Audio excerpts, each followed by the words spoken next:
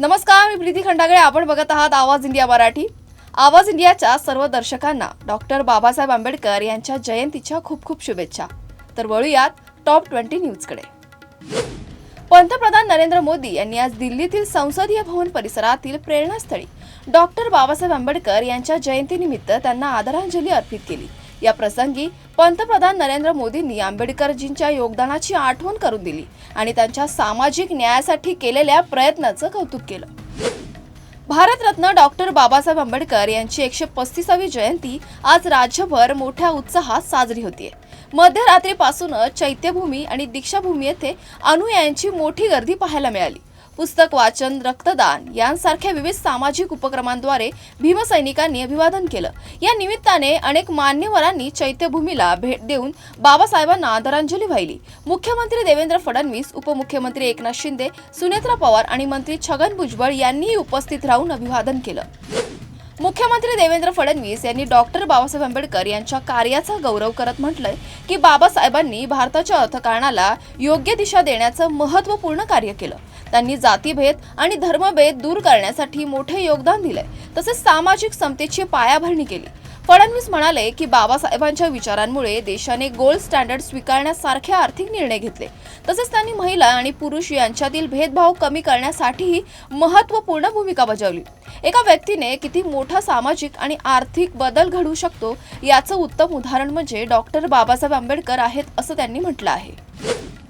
चैत्यभूमीवर महानगरपालिकेने विशेष छायाचित्र प्रदर्शनाचं आयोजन केले, ज्यात डॉक्टर बाबासाहेब आंबेडकर यांच्या जीवनातील महत्त्वपूर्ण क्षण छायाचित्राच्या माध्यमातून प्रदर्शित केले. प्रदर्शनात बाबासाहेबांच्या मुंबईतील राजगृह या निवासस्थानी कुटुंबीय आठवणी तसेच सिद्धार्थ महाविद्यालयातील त्यांच्या अध्यापन काळातील दुर्मिळ क्षण समाविष्ट आहेत. याशिवाय 1947 मध्ये लॉर्ड माउंटबेटन, पंडित नेहरू आणि बाबासाहेब आंबेडकर यांच्यासह इतर मंत्र्यांसोबतचे ऐतिहासिक छायाचित्र देखील पाहायला मिळते. भारतीय राज्यघटनेच्या मसुदा तयार करताना घेतलेली दुर्मिळ छायाचित्र प्रदर्शनात समाविष्ट आहेत. भारतरत्न डॉक्टर बाबासाहेब आंबेडकर यांच्या जयंतीनिमित्त महाराष्ट्र नवनिर्माण सेनेचे अध्यक्ष राज ठाकरे यांनी त्यांच्या स्मृतीस विनम्र अभिवादन केलं. बाबासाहेबांच्या सामाजिक आणि आर्थिक दृष्टिकोनाची किंमत सांगताना राज ठाकरे म्हणाले की बाबासाहेब हे फक्त समाज सुधारक नव्हते, तर त्यांनी आर्थिक समज आणि राष्ट्र निर्माणाच्या दृष्टीने मोठं योगदान दिलंय. त्यांनी बाबासाहेबांच्या problem of the rupee, its origin and it's solutions या ग्रंथातील विचारांचा संदर्भ दिला आणि त्यांचा आर्थिक दृष्टिकोन आजच्या काळात किती महत्त्वाचा आहे हे सांगितलं. डॉक्टर बाबासाहेब आंबेडकर यांच्या जयंतीनिमित्त नागपूर येथील दीक्षाभूमी परिसरात मध्यरात्रीपासूनच उत्साहाचं वातावरण पाहायला मिळालं. संविधान चौक, इंदिरा चौक आणि त्रिशरण चौक येथे हजारो भीम अनुयायांनी जय भीमच्या घोषणांनी परिसर दुमदुमून टाकला. फटाक्यांची आतषबाजी, ढोल ताशांचा गजर आणि विविध सांस्कृतिक कार्यक्रमांनी भीम जयंती मोठ्या उत्साहात साजरी करण्यात आली. देशभरातून आलेल्या अनुयायांनी बाबासाहेबांना अभिवादन केलं आहे. नंदुरबार येथील विद्यार्थ्यांनी भारतरत्न डॉक्टर बाबासाहेब आंबेडकर यांच्या 135व्या जयंतीनिमित्त आगळावेगळा उपक्रम राबवला आहे. कला शिक्षक गौरव माळी यांच्या मार्गदर्शनाखाली विद्यार्थ्यांनी फक्त एका पेनावर बाबासाहेबांची सूक्ष्म प्रतिकृती साकारली आहे. ॲक्रेलिक रंगाच्या सहाय्याने अवघ्या 1 तासात तयार झालेली ही कलाकृती सर्वांचं लक्ष वेधून घेतेय. सांगलीमधील एसटी स्टँड परिसरात डॉक्टर बाबासाहेब आंबेडकर यांच्या 14 फुटी पुतळ्याचं जयंतीच्या पूर्वसंध्येला मोठ्या दिमाखात लोकार्पण करण्यात आलं. या कार्यक्रमास भीमराव यशवंत आंबेडकर यांच्या शुभ हस्ते आणि आमदार संजय बनसोडे यांच्यासह हजारो अनुयायांच्या उपस्थितीत जल्लोषात सोहळा पार पडला. फटाक्यांची आतषबाजी आणि जयघोषात परिसर दुमदुमून गेला होता. मुंबईतील गोरेगाव येथे 11 एप्रिल रोजी झालेल्या एक हाय प्रोफाईल लाईव्ह कॉन्सर्ट दरम्यान धक्कादायक घटना घडली. या कार्यक्रमात मोठ्या संख्येने तरुण तरुणी सहभागी झाले होते.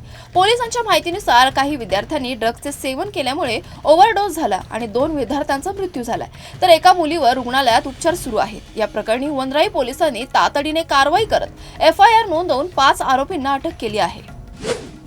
नाशिकमधील TCS कंपनीतील धर्मांतर प्रकरणामुळे महत्त्वपूर्ण तपासामध्ये गती आली आहे. 2022 पासून आरोपींनी कट्टरतेचं जाळं विणल्याचा संशय आहे. SITने बँक खात्यांची चौकशी सुरू केली असून संभाव्य विदेशी फंडिंगचा देखील तपास सुरू आहे. महिलांवर मानसिक दबाव आणून धर्मांतर करण्याचा प्रयत्न करणाऱ्यांवर SITने गंभीर लक्ष दिलंय. प्रकरणातील ईमेल, चॅट्स, कॉल रेकॉर्ड आणि धमक्या यांचा सखोल अभ्यास केला जात आहे. याशिवाय TCSने अंतर्गत चौकशी सुरू केली असून आरती सुब्रमण्यम यांच्या नेतृत्वाखाली विशेष समिती नेमली आहे। हे प्रकरण देशांतर्गत तसेच आंतरराष्ट्रीय पातळीवर महत्त्वाचं बनलं आहे। नाशिकचा भोंदूबाबा म्हणून ओळखला जाणारा अशोक खरात ईडीच्या तपासात अडकला आहे। त्याच्यावर लैंगिक शोषण, फसवणूक आणि खंडणीचे गंभीर आरोप आहेत। आर्थिक गैरव्यवहाराचे मोठे जाळे उघडले जात असल्याने ईडीने नाशिक, पुणे आणि शिर्डीमध्ये एकूण 11 ठिकाणांवर छापे टाकलेत। प्राथमिक तपासात असं समोर आलं आहे की अशोक खरात देवी उपचार शक्तीचा खोटा दावा करत लोकांची आर्थिक लूट करत होता। त्याने नाशिक जिल्ह्यातील 2 सहकारी पतसंस्थांमध्ये अनेक बँक खाती उघडलीत, ज्यामध्ये तो स्वतः नॉमिनी म्हणून जोडला होता। या खात्यांवर नियंत्रण ठेवण्यासाठी त्याने आपल्या मोबाईल क्रमांकाची लिंक केली होती। अशा प्रकारे तो बरेच मोठे आर्थिक गैरव्यवहार करत असल्याचं स्पष्ट झालं आहे।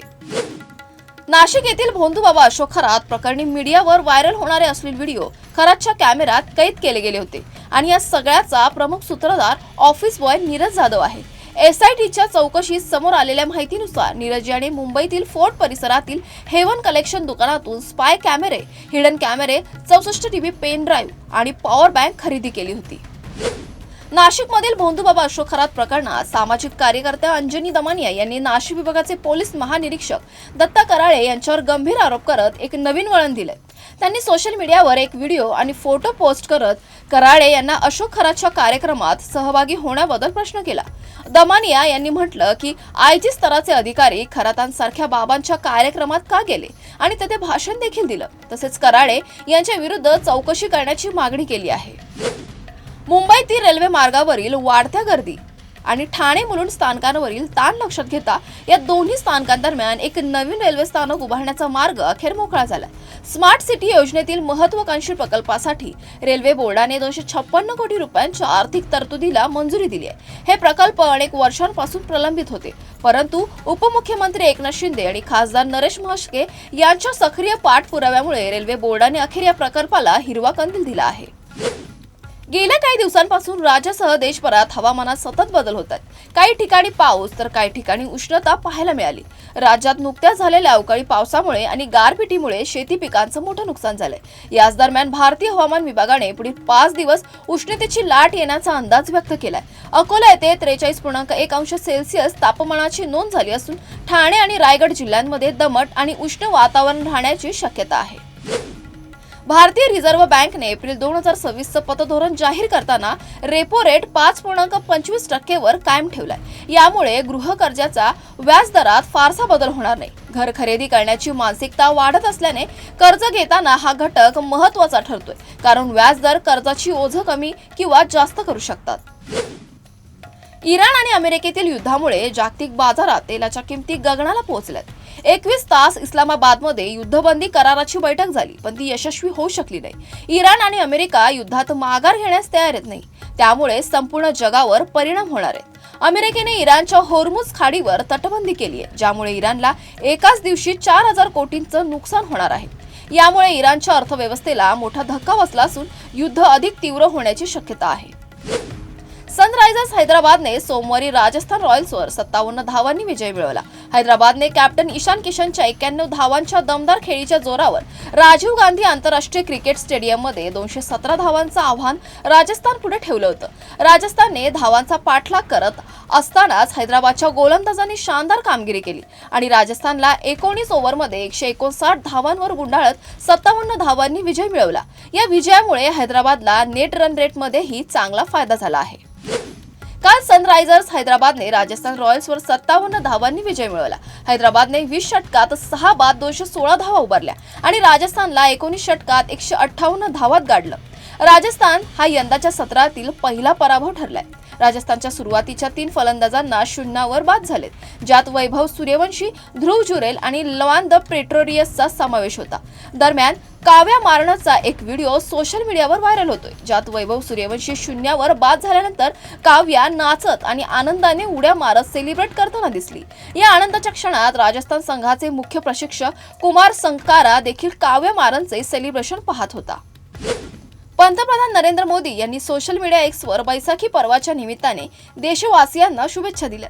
त्यांनी आपल्या संदेशात बैसाखीच्या पर्वाची महत्ता सांगितली आणि देशवासियांना समृद्धी, सुख, शांती आणि वैभवाच्या इच्छांसोबत या सणाच्या आनंदाच्या प्रसंगी शुभेच्छा दिल्या।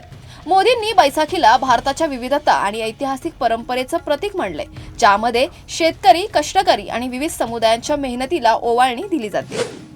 तुर्तास वेळ झाली इथेच थांबण्याची. अशाच महत्त्वाच्या बातम्या बघण्यासाठी पाहत राहा आवाज इंडिया मराठी, शोध सत्याचा.